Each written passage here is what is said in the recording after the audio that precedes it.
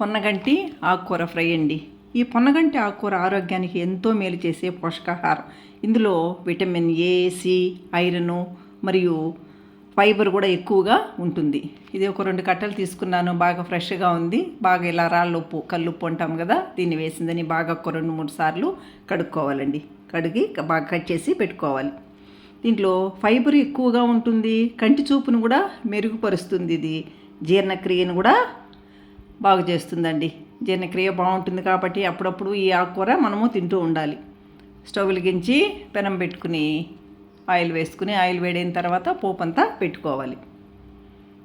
ఇది బాగా వేగిన తర్వాత కట్ చేసి పెట్టుకున్న ఉల్లిపాయ ముక్కలు, దంచి పెట్టుకున్న వెల్లుల్లి వేసుకుని కొంచెం మంచి కలర్ వచ్చేంత వరకు వేయించుకోవాలి. కొద్దిగా పసుపు,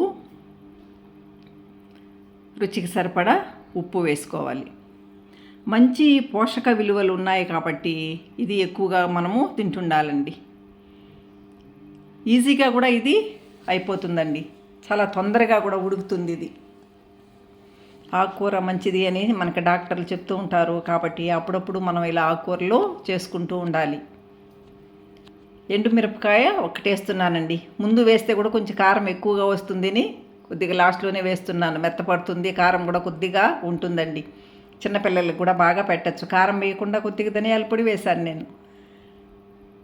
మన పెద్దవాళ్ళకి మనం కారమే వేసుకోవచ్చు.